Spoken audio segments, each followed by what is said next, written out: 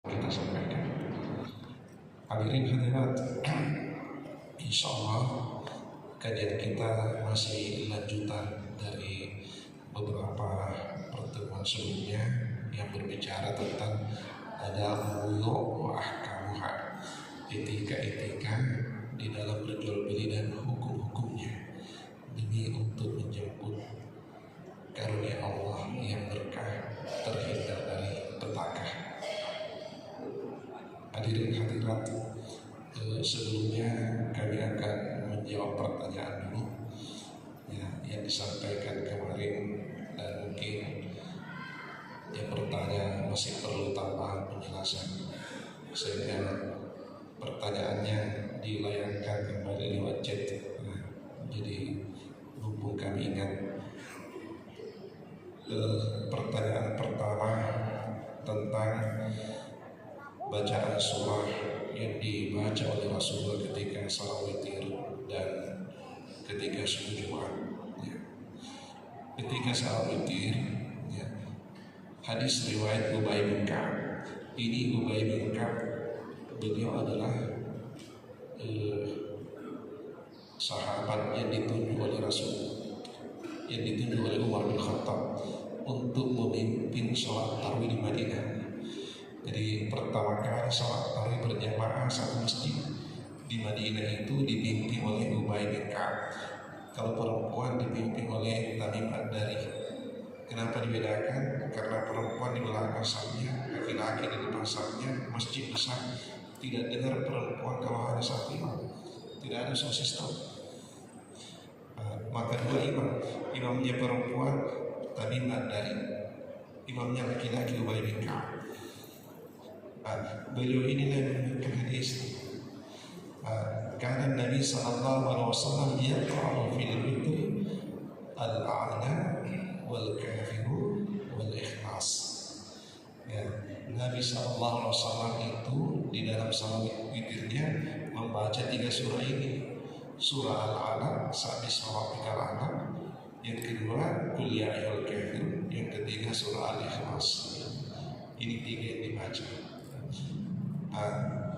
Dipahami oleh ulama 3 ini dalam 3 rakaat. Tentu Al-A'la rakaat pertama, Al-Kafirun rakaat kedua, Al-Ikhlas rakaat ketiga.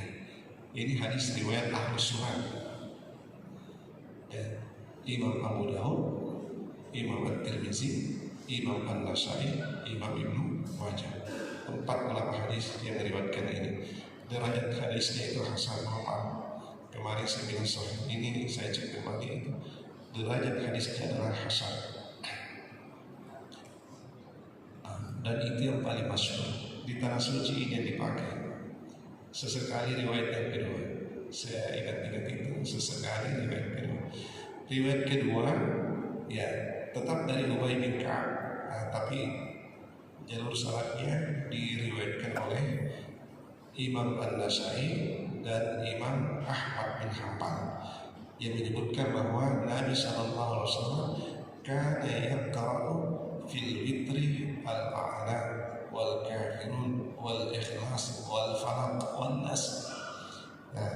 Katanya Nabi ketika salat witir itu membaca rakaat pertama adalah Sabbihisma rabbikal a'la, rakaat kedua qul ya ayyuhal kafirun, rakaat ketiga ini tribun qul huwallahu ahad, qul a'udzu birabbil falaq, qul a'udzu birabbin nas. Ini bacaan yang diriwayatkan oleh Ubay bin Ka'ab tentang salat witirnya Rasulullah. Pertanyaannya, bolehkah bukan itu? Jawabannya boleh. Jawabannya boleh. Tapi kalau bertanya mana yang lebih afdal, jelas wa khairul hadi Nabi sallallahu alaihi wasallam. Yang terafdal adalah yang dicontohkan oleh Rasulullah. Kalau afdalnya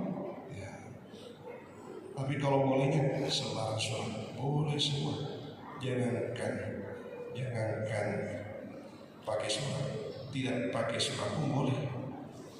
Yang penting suratul Fatihah terbaca, sudah boleh.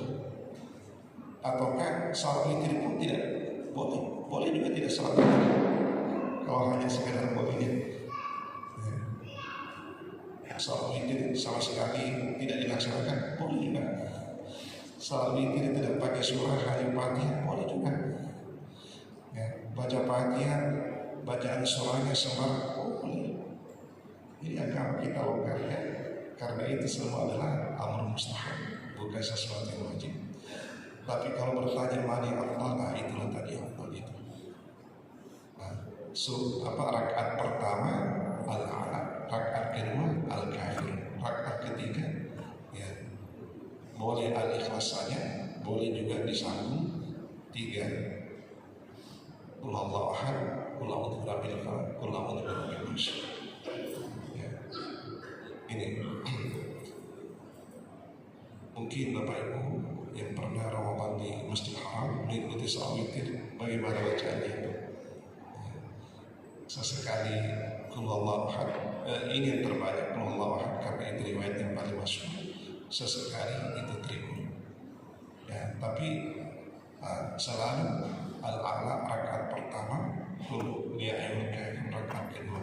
Karena hanya ini riwayat yang ditemukan, tidak ditemukan yang lain. Terus bagaimana sujud tilawah pada hari Jumat? Ya, kami sudah sampaikan kemarin bahwa pada subuh Jumat itu bukan sujud tilawahnya yang urgen, bukan sujud tilawahnya yang sunnah. Yang sunnah itu membaca surah As-Sajdah rakaat pertama dan surah Al-Insan rakaat kedua. Ya, hadisnya kana Nabi sallallahu alaihi wasallam yaqra'u fi fil fajr yaumal jumu'ati, yaumal al-jumu'ah. Biasa orang baca yaumal jumu'ah saat itu ya. Seperti yang baca idza nudiya lis-sholati yaumal jumu'ati wa min yaumil jumu'ati. Mimnya itu dinama Jumu'ah artinya hari Jumat, Jumat artinya satu pekan. Ini bahasa Arab ini. Kalau disukun mimnya satu pekan artinya, kalau di dalam mimnya hari Jumat artinya. Jadi idamu dari sholat ini yaumil jumu'ati, bukan jumu'ati. Nah, ini hadisnya mengatakan ketika Rasulullah sholat pada waktu subuh di hari Jumat, ya, kana yaqra'u alif lam mim tanzil kitabil awwal wa hal ata 'alal insani hinun nadal min syai'atil Qur'an. Ini hadisnya riwayat Bukhari dan Muslim. Bukhari dan Muslim jadi amat sahih, diriwayatkan dalam dua kitab sahih.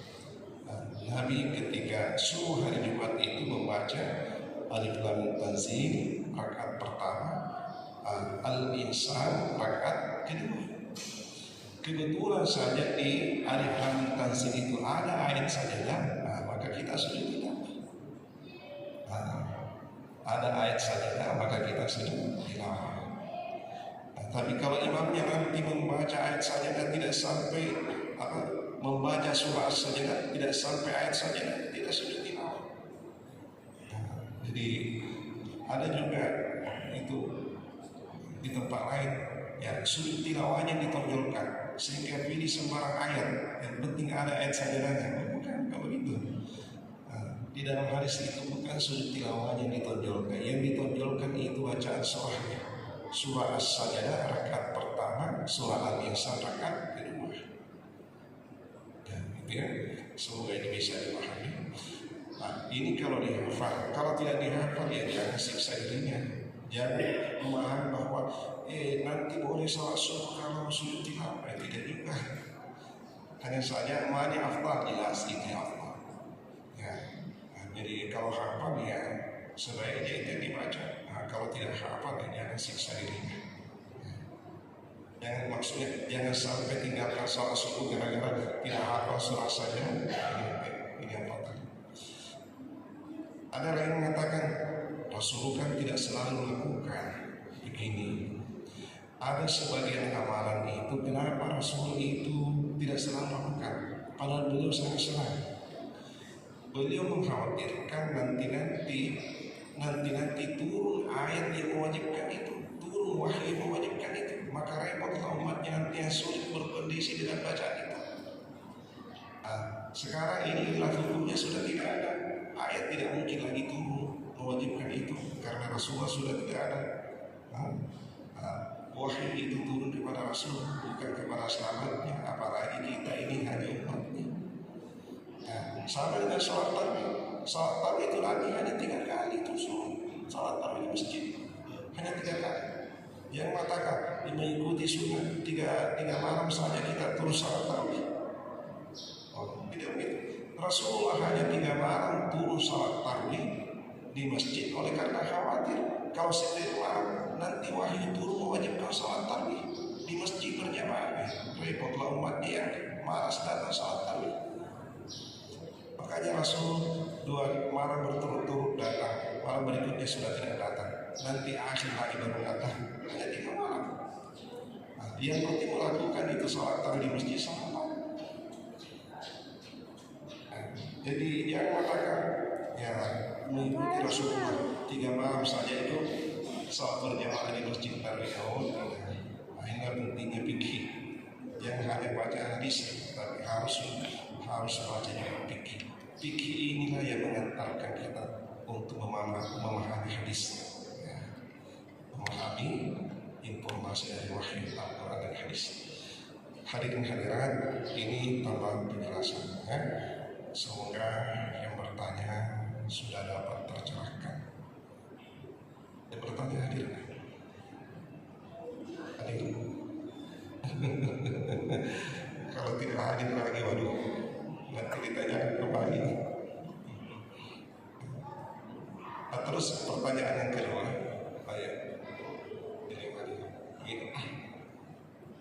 bolehkah perempuan itu kerja? Bolehkah perempuan itu kerja seperti laki-laki? Begini, ya.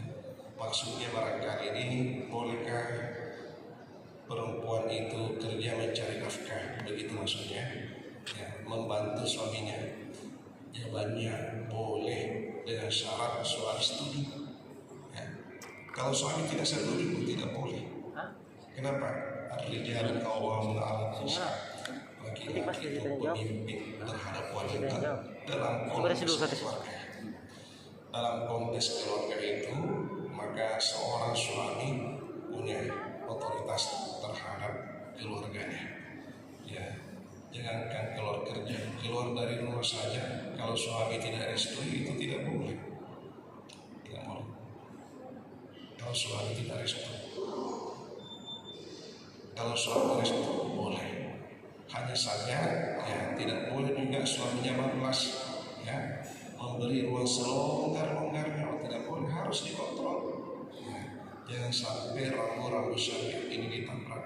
Ada batas-batas yang tidak boleh dilampaui. Kudratnya sebagai seorang wanita harus tetap terjaga. Ya, harus tetap terjaga. Ya. Bahkan ini ar-rijalu qawwamuna 'alan nisa, ya, dilebarkan pemahamannya tidak hanya dalam konteks keluarga, tapi dalam segala hal.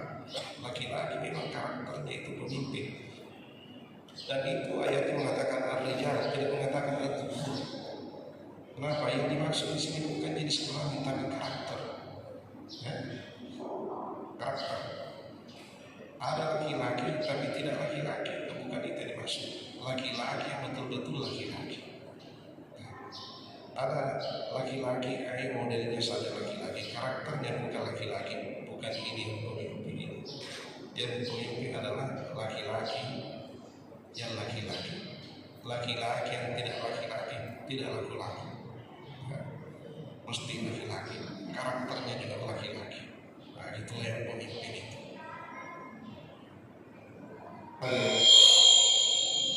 Mungkin sudah jelas ya. Ya, kita kalau ini mau diurai panjang lagi, kita kembali ke tema. Hadirin hadirat, ya, kami ulas sedikit sebelum kita lanjut tentang etika-etika yang sudah kita lewati, ya, sekaligus hukum-hukum di dalam bermuamalah. Yang pertama, Bapak Ibu, yang pertama, ya, sedapat mungkin seseorang sebelum keluar dari rumahnya di pagi hari melaksanakan 4 rakaat sholat sunnah, itulah sholat isyraq. Ya, 2 rakaat, 2 rakaat. Ya. Jadikan ini tradisi sepanjang hayat. Ya, tidak keluar dari rumah sebelum 4 rakaat sholat isyraq, kecuali kalau kita lakukan di masjid. Dan dipakaikan dengan sholat subuh seperti yang kita lakukan beberapa hari terakhir ini di masjid kita. Yang kedua, ijabatun nida, ketika nanti sementara kita mencari karunia Allah di pasar, di kantor atau di mana saja, tiba-tiba mendengarkan panggilan Allah, maka bergegaslah menuju panggilan Allah. Ya, tinggalkan aktivitasnya. Itu. Kalau ingin, ya pekerjaannya itu berkah. Yang ketiga, ya seorang penjual pedagang itu mesti asilku wal amanah, mesti harus jujur dan terpercaya. Ada mungkin bani ayat yang bersangkutan jangan sampai menyembunyikan cacat barangnya. Nah, pedagang yang menyembunyikan cacat barangnya itu tidak jujur. Bagaimana kalau tidak jujur? Dagangannya nanti tidak berkah. Boleh saja untung, tapi hampa dari berkah. Harus jujur, harus terpercaya. Itu, ya. Terus yang keempat, ya adabul bai' ma laysa indah. Ya, pedagang itu jangan menjual barang yang tidak ada di tangannya. Artinya perjelas dulu barang itu menjadi miliknya, kemudian jual. Ya, kecuali kalau dititipi, dititipi boleh, tapi harus amanah. Tidak boleh banting harga atau tidak boleh angkat harga. Kalaupun angkat harga harus kembali jujur kepada pemilik barang. Ini juga kita sudah jelaskan. Ya. Terus yang kelima,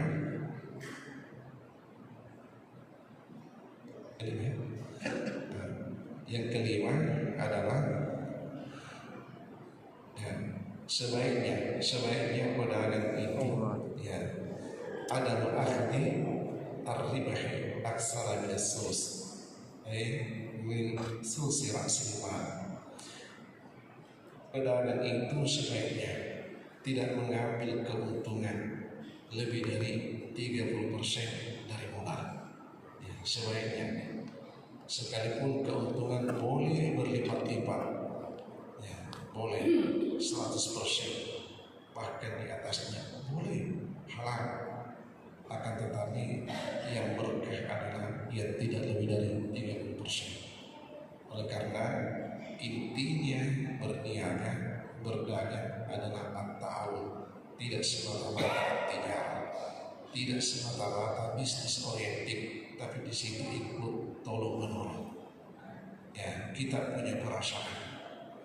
Ya, kita punya perasaan. Rasulullah berdoa, semoga Allah merahmati seorang hamba lapar ketika menjual, lapar ketika membeli, lapar ketika meminjamkan, dan lapar ketika berutang. Ini yang didoakan oleh Rasulullah. Makanya ya diminta gunakanlah perasaanmu di dalam mencari keuntungan. Nanti engkau angkat dengan harga yang mahal, boleh saja laku, tapi ada orang yang terpaksa membelinya. Hanya terpaksa. Ya. Ini. Jadi kalau mau berkah, begitu tadi. Ini kita sudah jelaskan ya. Lalu ya, yang terakhir kemarin dijelaskan adalah ya ijtinabur riba. Ya. Seorang pedagang yang menghadapkan karunia Allah yang berkah, maka harus menghindari riba. Ya. Riba ini sudah terkait dengan hukum. Ya. Jadi jangan coba-coba celupkan tangannya di riba, karena ini barang yang sangat berbahaya, ancamannya sangat dahsyat. Itu riwayat Al-Baihaqi, kita sudah sampaikan. Seorang yang bermain-main dengan riba akan terbuka kepadanya 70 pintu dosa besar, dan yang paling ringan di antara 70 itu adalah seberat dosanya seorang anak yang menzinai ibu kandungnya sendiri. Waliyadzubillah. Lalu kita jelaskan yang namanya riba ada dua secara global, riba nasiah dan riba fadl. Riba nasiah dan riba fadl atau tafadul, biasa diistilahkan dengan ribayan. Keduanya ini kita sudah jelaskan. Riba nasiah itu lebih kepada kredit yang mensyaratkan ada kelebihan pembayaran. Kalau riba fadl lebih kepada takaran atau timbangan yang berlebih dan pembayaran yang tidak cash pada jenis barang yang sama jenisnya. Hadirin hadirat, itu juga kita sudah jelaskan. Kalau nanti masih ada yang bertanya selagi waktu memungkinkan, boleh. Insya Allah, semoga Allah mencerahkan hati kita semua bisa memahami syariatnya sebagaimana yang dimaksudkan oleh Allah dan Rasulnya. Hadirin hadirat, poin berikutnya, poin yang ketujuh, ya, rezeki yang berkah adalah rezeki yang diperhatikan zakatnya. Rezeki yang berkah adalah rezeki yang diperhatikan zakatnya. Kita pedagang berupaya untuk dijerat oleh zakat, jangan berupaya untuk lari dari zakat. Itu kadang ada juga penjual mencari cara supaya terbebas dari zakat. Ini kasihan. Dia tidak paham zakat itu apa. Zakat itu 4 maknanya. Pertama, az-zakat bermakna at-tahar. Zakat itu artinya mensucikan. Apakah kita tidak mau disucikan? Suci hatinya, suci hartanya. Masa kita tidak mau disucikan? Yang kedua, az-zakat bermakna an-nama. Artinya tumbuh berkembang. Apakah kita tidak mau berkembang usahanya? Yang ketiga, az-zakat bermakna al-barakah. Zakat itu berarti berkah. Apakah kita tidak mau berkah hasil dagangannya? Yang keempat, az-zakat bermakna salah. Zakat itu berarti kebaikan. Orang yang berzakat insya Allah hartanya nanti itu mendatangkan kebaikan untuk dirinya, keluarganya di dunia dan di akhirat. Apakah kita tidak mau itu? Coba 4 arti zakat ini, adakah salah satunya yang tidak kita sadar? Mensucikan, menumbuhkan, memberkahi, kemudian mendatangkan kebaikan. Jadi beruntunglah kalau kita termasuk orang-orang berzakat. Jangan sampai berupaya untuk terhindar dari zakat. Merasa bersyukur, alhamdulillah tidak kena zakat tahun ini. Justru astagfirullah kalau tidak bayar zakat. Alhamdulillah dapat zakat tahun ini. Kalau dapat zakat berarti miskin. Kita bersyukur kalau berzakat. Kita itu beristighfar kalau terima zakat. Astagfirullah, dapat lagi zakat tahun ini. Tahun lalu dapat, tahun ini dapat lagi. Berarti kita ini masih miskin ini. Ini banyak keberatan kalau tidak dikasih zakat. Ya Allah, justru bersyukur kalau tidak dapat zakat. Kalau dapat zakat, orang miskin itu. Berbangga kalau kita berzakat, berarti kita itu orang yang lapang. Ini paradigma yang harus bangga menerima zakat. Kemudian sepertinya enggan untuk membayar zakat. Waliyadzubillah. Ini paradigma yang harus dirubah. Kemudian zakat ini itu di dalam Al-Quran. Di dalam Al-Quran cuma dikatakan a'udzubillahi minasyaitonir rajim, khudz min amwalihim shadaqatan tutahhiruhum wa tuzakkihim biha wa shalli 'alaihim. Ini instruksi kepada Basnas, Badan Amil Zakat Nasional. Allah perintahkan Basnas. Jadi Basnas itu Basnas itu lembaga yang hakikatnya diangkat oleh Allah, hanya saja di-SK-kan oleh pemerintah yang berkuasa. Nah, itu amil zakat itu jabatan yang hebat itu amil zakat itu, karena sama dengan adzan, ya, muazzin. Nah, muazzin itu adalah delegasi dari Yang Maha Kuasa, utusan dari Allah untuk menyuarakan panggilan Allah. Sama dengan ini. Amil zakat itu adalah petugas yang ditugaskan oleh Allah untuk mengumpulkan barang-barang Allah, untuk mengumpulkan hartanya Allah, selanjutnya didistribusi kepada hamba-hambanya yang lain. Nah, karena rezekinya orang miskin dititipkan kepada orang kaya.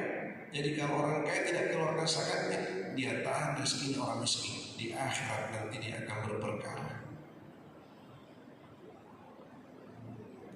Bukan hanya orang miskin, nanti kita akan membahas juga mungkin sebentar sore insyaallah masih ada waktu tentang masalah zakat. Pos-pos pendistribusian zakat itu harus jelas, karena betapa banyak orang yang mengeluarkan zakat, bukan zakat yang dikeluarkan turun grade-nya menjadi sedekah biasa. Kenapa? Tidak tepat sasarannya tidak tepat. Jadi kalau zakat dikeluarkan bukan pada sasaran yang tepat, bukan zakat namanya itu turun grade-nya menjadi sedekah biasa. Jadi yang bersangkutan dianggap belum menunaikan kewajibannya tahun itu. Nah, ini harus hati-hati. Harus hati-hati. Insya Allah kita akan jelaskan itu nanti sore. Sekarang ini kita lihat seperti apa Al-Quran berbahasa kepada kita, ya, orang-orang yang wajib untuk menunaikan zakat. Ya. Nah, ini perintah kepada amil zakat, perintah kepada badan amil zakat nasional. Khudh min amwalihim shadaqatan. Ambillah dari hartanya orang-orang yang wajib mengeluarkan zakat itu. Ambil hartanya. Saya tanya kita, samakah itu artinya kalau dikatakan ambillah dengan mintalah, sama gitu? Sama? Kalau saya mengatakan ambil atau saya mengatakan minta, sama tidak itu? Beda kan? Kalau ambil tidak ada pilihan, harus diambil. Kalau minta ada pilihan, kalau dikasih ambil, kalau tidak dikasih sabar. Jadi Al-Quran mengatakan khudh, ambil, tidak mengatakan utlub, minta, tidak mengatakan sabar, tidak, tapi khudh, ambil. Nah, itu artinya Allah ini tegas meminta haknya. Kenapa Allah minta haknya? Dia memberikan kita harta siapa? Nah, sekarang ini yang datang meminta siapa lagi? Harus tahu bahwa harta yang ada dalam genggaman kita karunia Allah. Sekarang Allah minta, yang diminta sedikit saja, yang dikasih banyak. Kalau dikasih 100 juta, yang diminta hanya 2,5 juta, banyak itu 2,5 juta. Andai kata dikasih 3 juta, lalu yang diminta 2,5 juta, banyak itu. Tapi yang dikasih 100 juta, yang diminta 2,5 juta. Masa kita sampai hati tidak mau mengeluarkan? Itulah karakternya orang yang enggak mengeluarkan zakat. Jadi ayat ini mengatakan khudz min amwalihim.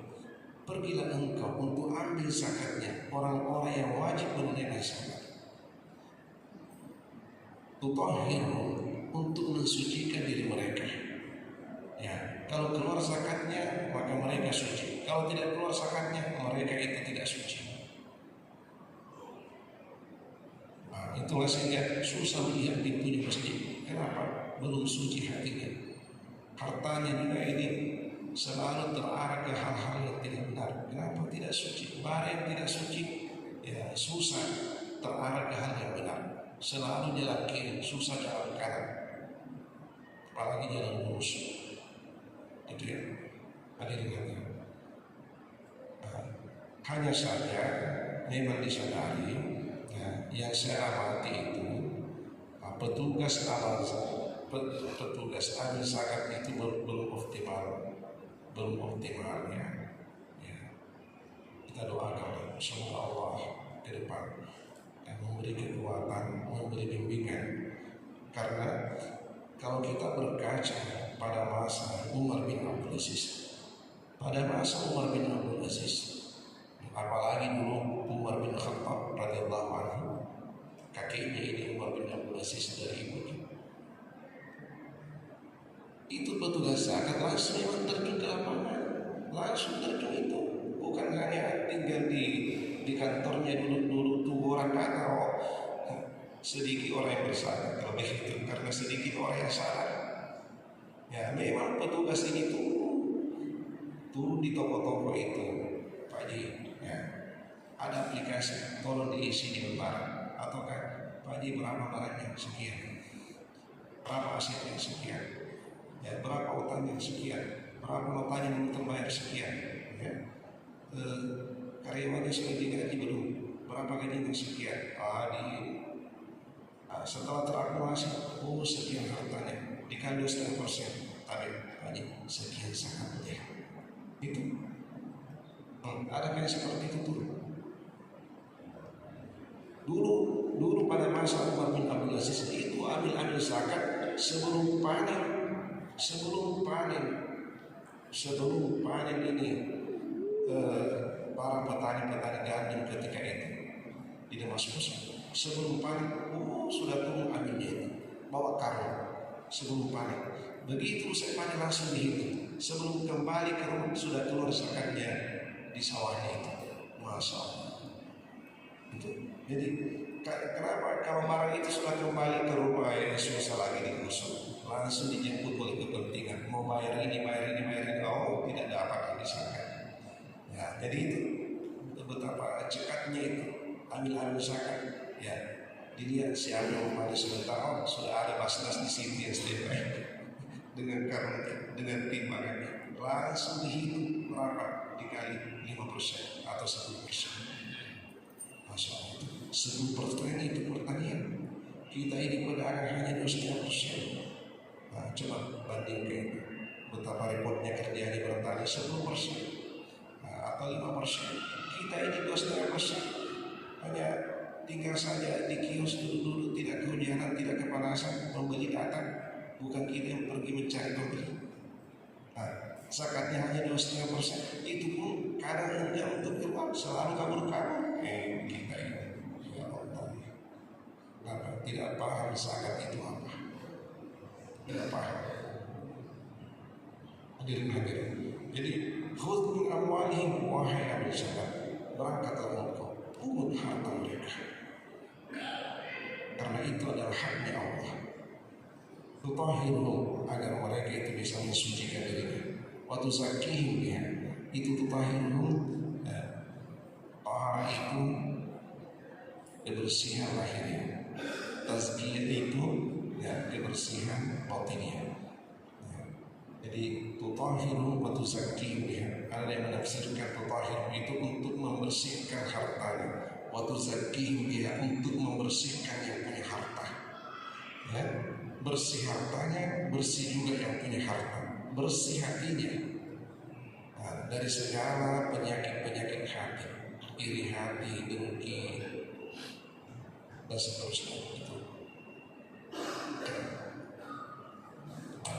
Wasalli alaihim, dan doakan mereka. Ini setelah engkau pungut zakatnya, mereka serahkan zakatnya, doakan mereka. Jadi Nabi mengajarkan doa kepada ahli zakat, ya, ditujukan kepada orang-orang yang sudah mengeluarkan zakatnya. Ajarakallahu fi ma'ataita, semoga Allah memberi pahala apa yang engkau keluarkan. Wa barakallahu fi ma'abqaita, semoga Allah memberkahi apa yang masih tersisa.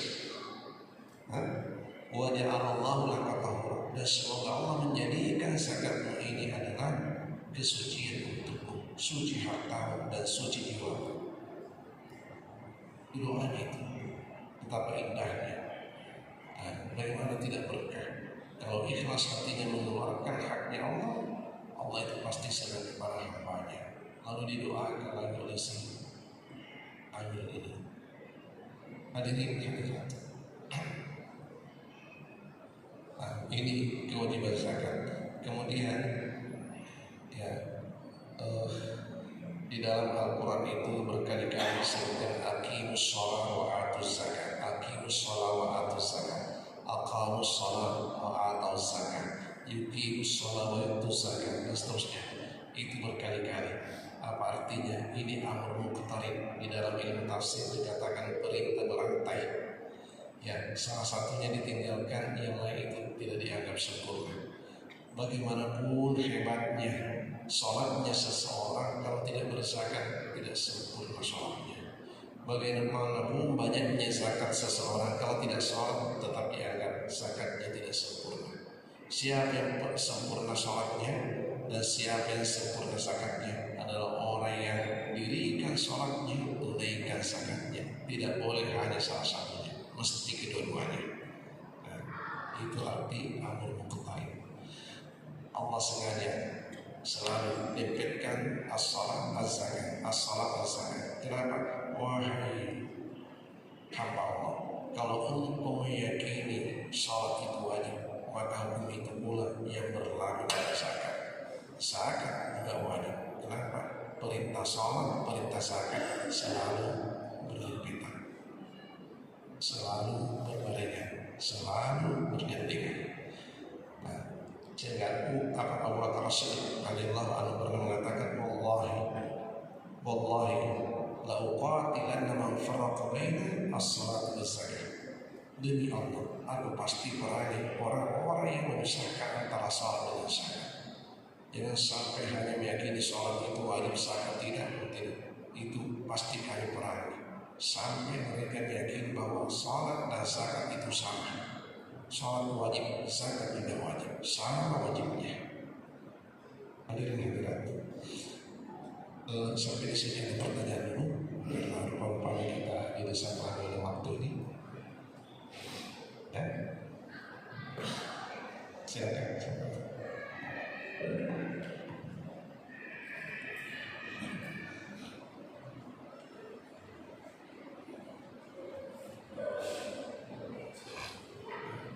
Terima kasih sudah hadir.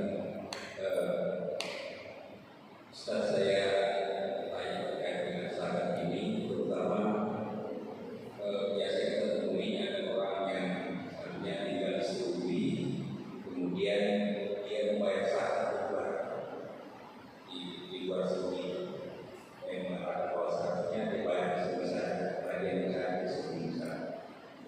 Mungkin ada yang banyak dalil yang diberikan. Pertama ini,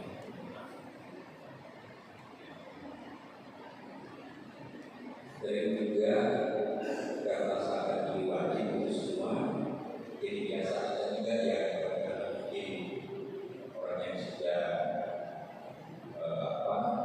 dimasuki kategori tidak mampu miskin, tapi dia kan harus tetap membayar zakat. Kemudian nanti dia juga mendapatkan zakat kembali gitu. Nah, ini bagaimana bisa dibayar nanti ketika ini dimasuk kategori diberikan zakat kembali. Itu saja, terima kasih. Assalamualaikum warahmatullahi wabarakatuh.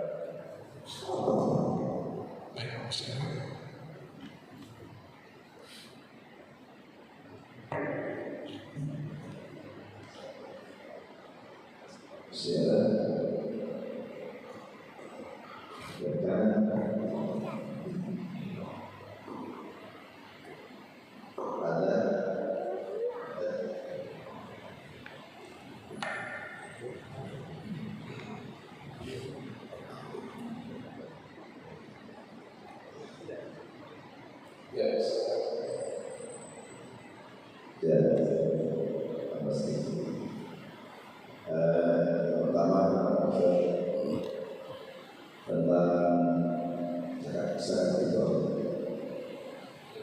di beberapa tempat itu kami saksikan bahwa zakat fitrah ini proses distribusinya ini dijenjangkan dari kecamatan ke kabupaten, sehingga kemudian di antara atau sebagian dari zakat fitrah itu nanti didistribusikan jauh hari setelah Ramadan. Ya sebagian itu yang kemudian nanti diseremonikan dengan cara lebih halal dengan pemerintah kabupaten, nanti kepada Pak Bupati dan sebagainya baru distribusikan di sini. Itu bagaimana?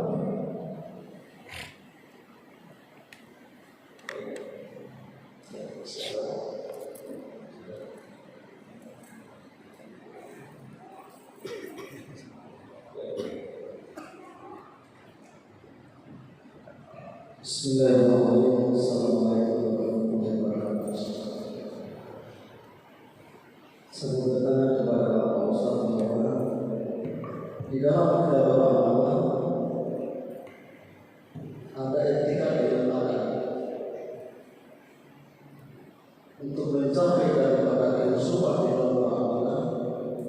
Tolong Pak Ustaz dijelaskan dan diberikan suatu panduan ilmu agar di dalam amalan itu kita mencapai kehusuan karena pada waktu sebelum dalam amalan itu hati kita selalu terbakar dengan pikiran yang lain sehingga di dalam tingkatnya kehusuan kita dalam amalan itu terganggu sekali Pak Ustaz. Jadi tolong dijelaskan Pak Ustaz sebelum menjalankan amalan itu kehusuan kita banyak sekali kita bayangkan. Setelah kita sudah beramal, kehusuan kita tidak ada. Tolong jelaskan Pak Ustaz. Terima kasih. Assalamualaikum warahmatullahi wabarakatuh.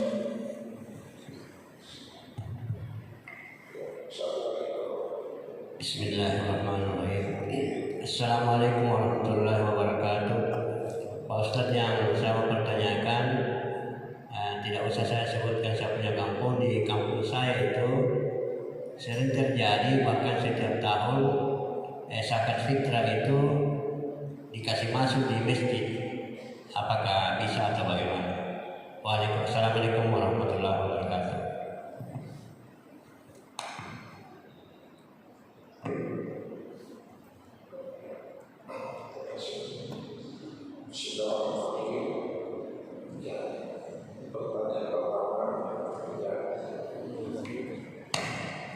Suaranya kecil.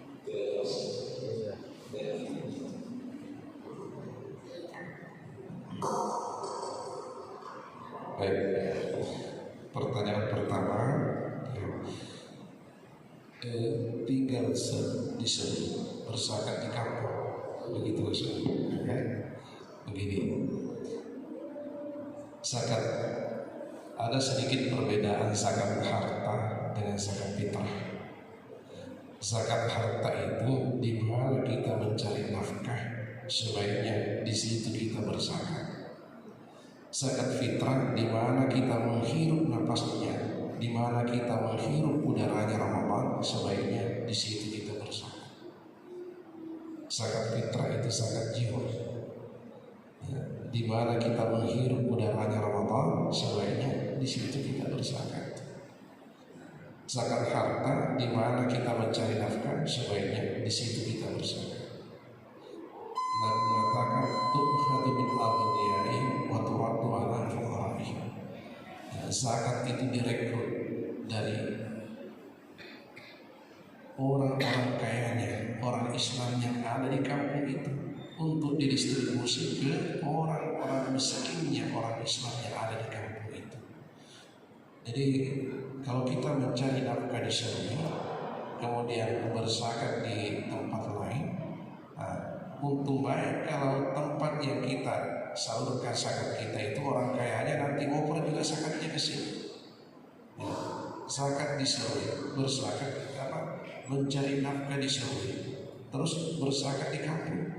Orang kayanya nanti kampung itu tidak kirim zakatnya ke sini, maka orang miskinnya ini sering karena tersangkut. Padahal jatahnya itu dititipkan oleh Allah. Jatahnya orang miskinnya sering dititipkan oleh Allah kepada orang kayanya sering. Tapi kalau orang kayanya sering oper ke kampung, orang kayanya kampung tidak oper ke sini. Nah, ini terjadi kebencanaan. Nah, itulah sehingga ada kampung itu selalu kacau-kacau karena ada haknya itu tidak dikasih, dioper, kacau di sini. Ya. Allah turunkan rezeki di jatah setiap kampung, di jatah setiap negeri, ya, supaya terjadi keseimbangan. Orang miskin dan orang kaya itu harus berbagi, ya, karena tidak ada orang yang tidak ada rezekinya, tidak ada orang yang tidak ada rezekinya. Hanya saja ada orang yang langsung dikasih rezekinya, itu orang kaya. Ada orang yang dititipkan rezekinya, itu orang miskin. Sama-sama ada rezekinya dari Yang Maha Kuasa. Hanya saja Allah yang dititipkan rezekinya orang miskin kepada orang kaya.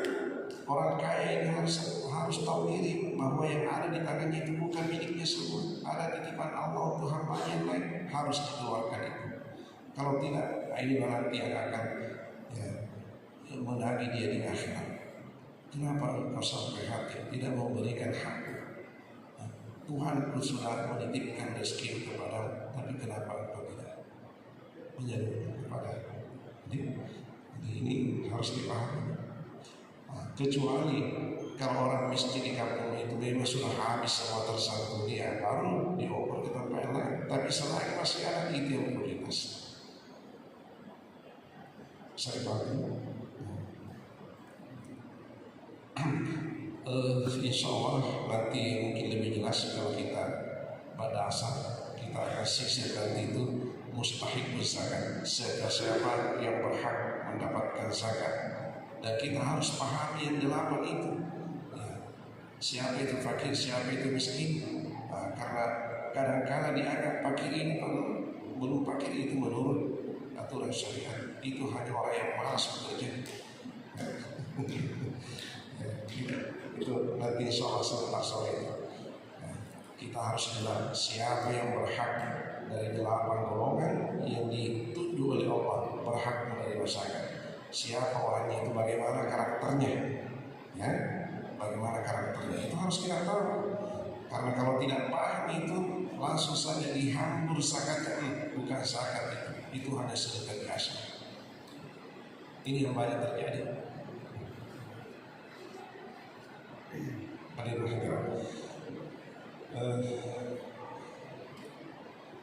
ya untuk sementara begitu dulu, kita belum mendalam membahas itu karena kita sayang waktu. Yang kedua, miskin bayar zakat sekalipun terima zakat begini. Jadi umat ini ada 4 level. Pertama mustahik, yang berhak menerima zakat. Inilah level yang terendah. Yang kedua mufid, orang yang tidak berwajib zakat, ya dia hanya bersedekah, itu mufid itu namanya. Mufid ya. Nah, jadi hartanya belum bersyarat untuk keluarga zakat, hukum zakat belum wajib kepadanya. Ya. Terus bagaimana? Dia hanya diminta untuk berinfak berapa saja, kapan saja, ya. Diserahkan kepada siapa saja, itulah infak. Mufid namanya. Nah, jadi level yang ketiga inilah muzaki. Jadi kita urut yang pertama muzaki dulu, orang yang wajib mengeluarkan zakat. Yang kedua mufid, tidak wajib mengeluarkan zakat, dia hanya diminta berinfak. Yang ketiga mustahik, ini yang wajib menerima zakat. Yang keempat mustahik wa muzaki. Ya, dia adalah mustahik sekaligus muzaki. Nah, siapa ini dalam kasus zakat fitrah? Ya, yang wajib mengeluarkan zakat fitrah itu adalah keluarga yang masih tersisa bekalnya untuk sehari semalam. Untuk sehari semalam. Sehari semalam maksudnya pada malamnya hari raya Idul Fitri dan pada harinya hari Idul Fitri. Kalau cukup untuk kebutuhan makannya sekeluarga pada malam hari raya Idul Fitri dan hari raya Idul Fitri, ada kelebihannya itulah yang dia wajib untuk keluarkan zakatnya. Kalau hanya cukup membayar satu orang saja, cukup membayar 2 orang saja, nah, anggota keluarganya yang tidak cukup untuk dibayarkan tidak usah dibayarkan, dia cukup saja. Nah, tapi ini yang bersangkutan membayar zakatnya, membayar zakatnya setelah terima zakat, ya. Jadi inilah bagusnya kalau zakat itu cepat didistribusi. Jangan nanti hari lebaran baru didistribusi, malam lebaran baru didistribusi. Sebaiknya itu 27 Ramadan, malam 27 Ramadan kita semua sudah berzakat, ya. Hitung-hitung malam 27 Ramadan itu, ya, disitulah malam yang paling dikhawatirkan turun Lailatul Qadar. Kalau di Masjidil Haram itu di sini kalau tanggal 27 Ramadan, ya, malam 27 Ramadan, serapat mungkin kita sudah berzakat di situ. Ambil zakat juga masih punya waktu 2 atau 3 hari untuk mendistribusikan. Jangan semua nanti datang malam lebaran, sudah tutup posnya zakat, itu waktunya untuk mendistribusi. Ya. Jadi ini kalau ditanyakan bolehkah seseorang menerima zakat sekaligus berzakat, bukan boleh, memang harus begitu. Ya. Pada mulanya tidak wajib berzakat, tapi setelah menerima zakat sudah cukup persiapan untuk sehari semalam pada hari raya Idul Fitri. Lebihnya itu digunakan untuk membayar zakatnya. Oke. Sudah jelas ya. Dan ketiga, zakat fitrah diserahkan pada Ramadan. Mana tadi Pak itu? Oh, tidak boleh, ya, nanti halal baru diserahkan zakat fitrah, bukan zakat fitrah itu. Ini harus tegas. Amil zakat itu harus tegas. Ya, Rasulullah mengatakan, "Farada Rasulullah sallallahu alaihi wasallam zakat al-fitr sa'amin tamrin wa sa'at syair. Faman addaha qabla as-salati fa hiya zakatu maqbulah, wa man addaha ba'da as-salat fa hiya sadaqatu min as-sadaqat." Ya, Rasulullah mewajibkan zakat fitrah. Ya, 1 sa' dari kurma, 1 sa' dari gandum. 1 sa' itu 1 gantang. 1 gantang itulah 4 liter kita hari ini, ya, atau 2,5 kilogram.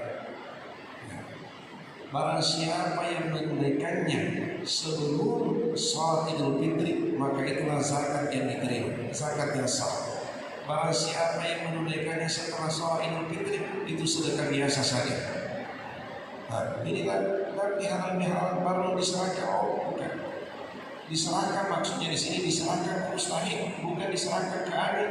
Jadi kalau baru sampai di tangannya amil, ditumpuk di masjid, tidak sampai itu. Dan dimaksud di sini sampai di tangannya amil, mustahik, sampai di tangannya yang berhak. Nah, karena yang sangat dikhawatirkan nanti ada orang miskin pada tanggal 1 Syawal, hari bahagia, hari kemenangannya umat Islam, lalu ada orang miskin yang menetes air matanya mau makan tidak dapat makan, maka semua orang kampung yang kaya di situ berdosa. Itu yang dikhawatirkan. Jadi kalau tunda-tunda ditumpuk di masjid, ditumpuk di kantornya masing-masing, tidak didistribusi, sudah selesai soal Idul Fitri, bukan lagi zakat namanya. Rasul mengatakan sadaqatun minas sadaqat, sedekah biasa saja, bukan lagi zakat fitrah namanya. Jadi semua yang berzakat itu tidak dianggap keluarga zakatnya tahun ini. Nah, makanya kita harus kawal itu dan harus mengerti juga. Jangan nanti malam lebaran baru diskon zakatnya, tidak bisa. Repot kasihan mas. Jadi minimal itu 27 orang siapkan semua zakatnya. Kita ramai-ramai berzakat malam 27 orang. Silakan. Pertanyaan berikutnya, khusyuk dalam beramal. Bagaimana caranya khusyuk dalam beramal? Ya, sebenarnya faktor faktor yang menyebabkan khusyuk tidak khusyuknya seorang hamba itu di dalam beribadah adalah dosanya. Ya, semakin banyak dosanya, semakin tidak bisa khusyuk. Karena dosa itu adalah tirainya kita yang menghijab antara Allah dengan hambanya. Ya, semakin berat dosanya, semakin susah menembus yang Maha Kuasa. Maka banyaklah beristighfar. Makanya orang yang bertaubat itu menetes air matanya. Oh, mudah khusyuk itu karena dosanya itu runtuh. Dosanya itu runtuh. Mudah tembus. Itu orang bertobat. Allahu Akbar, menetes air matanya, menangis menyesali dosanya. Oh, mudah khusyuk karena dosa-dosa itu berguguran. Luntur itu dosanya. Sampai mudah tembus. Bisa sedikit terbantu kalau membaca Qul a'udzu birabbil nas. Jadi ini hatinya selalu kemana-mana ketika bertakbir. Allahu Akbar, ingat kiosnya. Allahu Akbar, ingat pasar, ingat pembelinya, ingat bapaknya. Baca Qul a'udzu birabbil nas. Dan baca Qul a'udzu birabbil nas sebelum buat takbirnya. Hanya saja ini bukan amalan rutin ya, tapi sesekali boleh. Itu riwayat ini ditemukan di dalam satu riwayat. Saya lupa namanya siapa.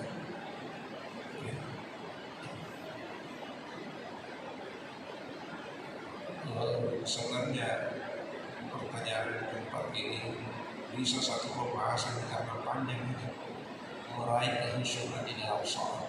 Bagaimana seorang hamba itu menikmati sholatnya, ya, menikmati sholatnya. Kenapa Rasulullah itu bisa membaca 5-4 juz al-ruku karena beliau menikmati sholatnya. Ya, ia Bilal arihna bis-sholat. Wahai Bilal, marilah kita menikmati sholat, beristirahat di dalam sholat. Ya, langkah-langkah untuk sampai ke sana itu untuk tahapan-tahapan. Nah, seorang hamba itu betul ketika sholat nikmat. Ya, sehingga selalu sholat karena di dalam sholat itu dirasakan ketenangan.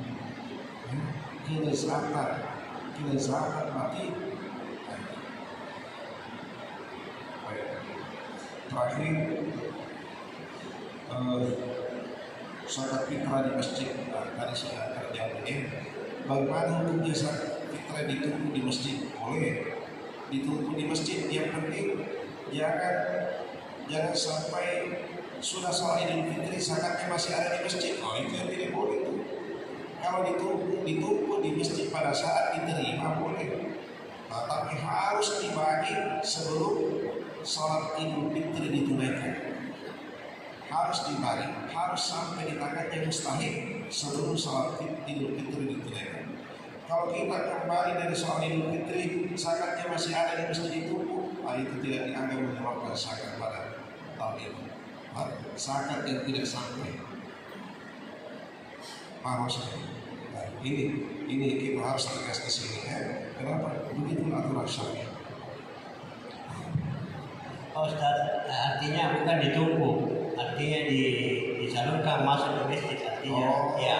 Itu begini. Bolehkah zakat fitrah itu masuk di masjid? Begitu ya. Di sini terjadi ikhtilaf. Terjadi perselisihan pendapat ulama.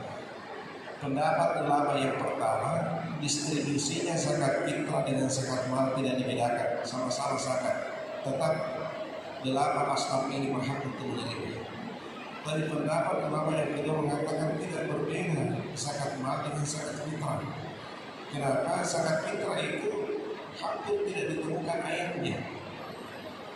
Nah, yang ada itu dalam hadis. Semua zakat dalam Al-Quran itu yang dimaksudkan itu zakat harta. Ya, kecuali ya ada yang menafsirkan itu qad aflaha man zakkaha. Katanya itu zakat fitrah di masjid situ ya. Tapi tidak secara teks. Zakat fitrah itu hadisnya keterangannya banyak dijumpai di dalam hadis. Terus bagaimana pembicaraan zakat fitrah dalam hadis itu tadi? Qala Rasulullah sallallahu alaihi wasallam zakatul fitri tu'matan lis-shaimi wa tuhratan lis-shaimi wa tu'matan lil masakin. Rasulullah mewajibkan itu sangat fitrah. Tuhra sebagai pensuci bagi orang berpuasa. Adalah murrafas dari segala dari segala noda yang dia lakukan pada saat dia berpuasa, omongannya sia-sia dan seterusnya, itu disucikan oleh zakat fitrahnya. Terus waktu makan, itu memberi makan, untuk memberi makan kepada orang-orang miskin. Hanya miskin yang disebut, asbab yang lain itu tidak.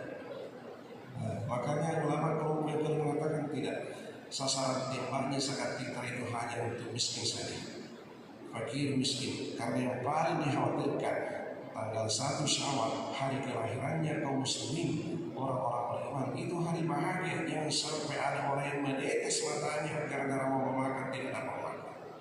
Makanya harus disantuni semua zakat fitrah. Ini pendapat ulama yang kedua. Rasulullah menyebutkan hanya al-masakin. Jadi kalau hanya al-masakin, miskin disebut, apalagi fakir. Jadi hanya dua ini katanya yang berhak untuk menerima, yang lain tidak. Zakat fitrah. Ya, sampai di sini dulu. Ya, kita tutup dengan doa. Insya Allah waktu kita masih ada sebentar sore.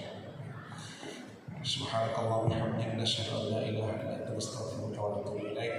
Bismillahirrahmanirrahim. Alhamdulillahirabbil alamin. Wassallallahu ala sayyidina Muhammad wa ala alihi wasallam. Allahumma rizqna jami'an rizqan wasi'an halalan thayyiban katsiran mubarakan.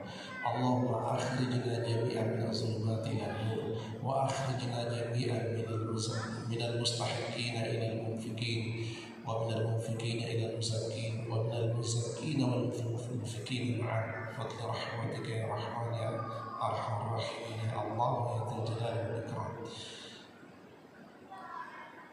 Subhana rabbika rabbil izzati amma yasifun wa salamun alal mursalin walhamdulillahi rabbil alamin. Wa ma taufiqi illa billah, alaihi tawakkaltu wa ilaihi unib.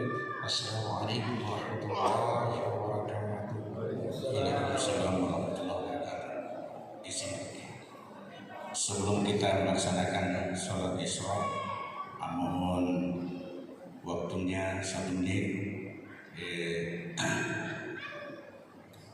Kami sangat mengharapkan bisa membersamai Pak Prof, Pak Kiai, Menteri Gurunta untuk sama-sama jalan ke belakang melihat proses penimbunan tanah yayasan Masjid Agung Darussalam Serwi, dan beliau sangat berkenan untuk kita sama-sama ke belakang. Sekali lagi kami undang kepada seluruh jemaah untuk bisa membersamai beliau setelah sholat Isra. Atas segala perhatian dan waktunya kami sampaikan banyak terima kasih dan akhirnya mohon maaf sebesar-besarnya. Wassalamualaikum warahmatullahi wabarakatuh.